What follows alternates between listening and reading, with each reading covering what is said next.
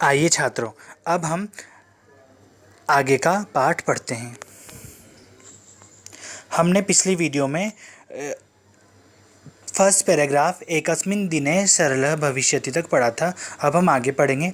एकदा एकः जनः प्रचुराणि फलानि तत्र आनयत्। एकदा एक बार, एकः जनः एक व्यक्ति, प्रचुराणि फलानि बहुत सारे फल, तत्र आनयत् वहाँ लाता है। एक बार एक व्यक्ति बहुत सारे फल वहाँ पर लाता है।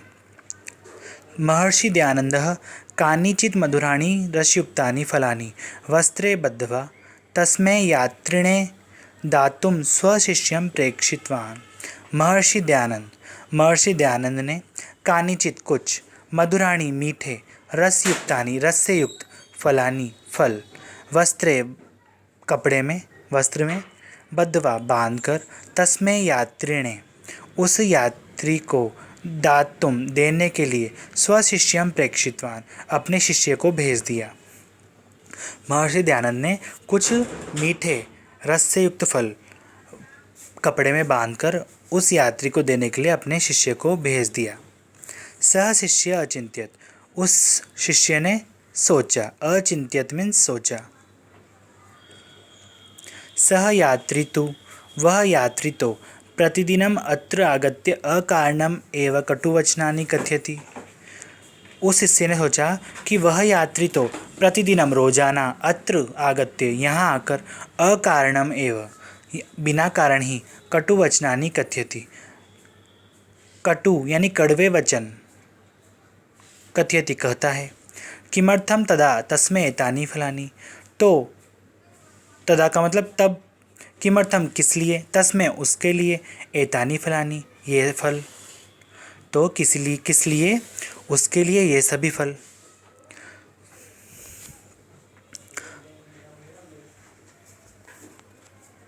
शिष्य से भावम अवगत्य, शिष्य के भाव को अवगत्य मीन्स जानकर। महर्षि अकथयत, महर्षि ने कहा। चिंता मा कुरु, चिंता मत करो। तस्मै यात्रिणे फलानि दत्वा आगच्छ, उस यात्री को फल देकर आओ। तस्मै यात्रिणे उस यात्री को, फलानि फल, दत्वा देकर। देखिए दत्वा में दा धातु और कत्वा प्रत्यय है, तो दा धातु कत्वा प्रत्यय मिलने से दत्वा बना यानी कि देकर। आगच्छ आओ, उस यात्री को फल देकर आओ। गुरोः आज्ञया, गुरु की आज्ञा से। देखो गुरोः क्या है, षष्ठी विभक्ति एक वचन है। गुरु शब्द षष्ठी विभक्ति एक वचन। गुरोः आज्ञया, गुरु की आज्ञा से। शिष्यः यात्रिणः समीपम गत्वा अवदत्, शिष्य यात्री के समीप जाकर अवदत् कहा, तो शिष्य ने यात्री के समीप जाकर कहा। गत्वा देखिए गम धातु कत्वा प्रत्यय, तो गत्वा बना। अस्माकं स्वामिना भवतः कृते, अस्माकं स्वामिना हमारे स्वामी ने, भवतः कृते आपके लिए, भवतः मीन्स आपके, कृते का मतलब लिए, आपके लिए, एतानि फलानि प्रेक्षितानि ये सभी फल भेजे हैं। हमारे स्वामी ने आपके लिए ये सभी फल भेजे हैं।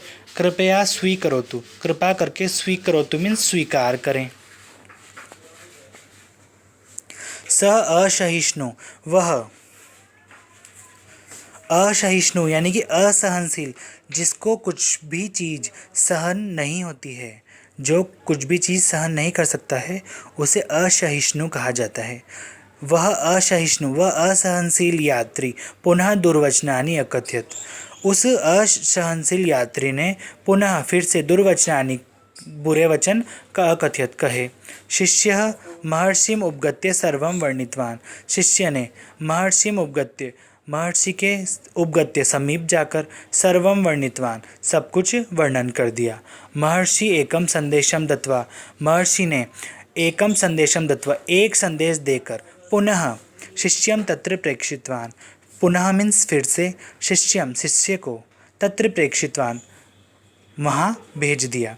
शिष्य तत्र गत्वा अकथयत, शिष्य ने, तत्र का मतलब वहाँ, गत्वा जाकर, अकथयत कहा। शिष्य ने वहाँ जाकर कहा, अस्माकं स्वामी कथयति, हमारे स्वामी कहते हैं, यत् कि अमृत वर्षया भवतः बहुशक्ति नष्टा। अमृत वर्षया यानी कि अमृत की वर्षा करने से, भवतः आपकी, बहुशक्ति नष्टा बहुत सारी शक्ति, नष्टा यानी नष्ट हो गई है, कि अमृत की वर्षा करने से आपकी बहुत सारी शक्ति नष्ट हो गई है। पुनः अमृत वर्षाय शक्तिं प्राप्तुम एतानि मधुराणि रसयुक्तानि फलानि स्वीकरोतु। तो पुनः फिर से अमृत वर्षाय, अमृत की वर्षा के लिए, शक्तिं प्राप्तुम शक्ति प्राप्त करने के लिए, एतानि मधुराणि रसयुक्तानि फलानि स्वीकरोतु, ये सभी मीठे रस से युक्त फलों को स्वीकार करो। एतत् श्रुत्वा सः यात्री लज्जितः भूत्वा धावित्वा च महर्षेः समीपम् आगत्य पादयोः पतित्वा अकथयत्। एतत् श्रुत्वा, यह सब सुनकर, सह यात्री, वह यात्री, लज्जित भूत्वा, लज्जित होकर, देखिए भूत्वा में भू धातु कत्वा प्रत्यय से भूत्वा यानी होकर शब्द बना। धावित्वा च और दौड़कर, देखिए धावित्वा में धाव धातु कत्वा प्रत्यय से धावित्वा शब्द बना। वह यात्री लज्जित होकर और दौड़कर महर्षि समीपम आगत्य, महर्षि के पास में आकर के, पादयोः पतित्वा और चरणों में गिर करके, अकथयत् कहा, क्षमस्व महर्षे,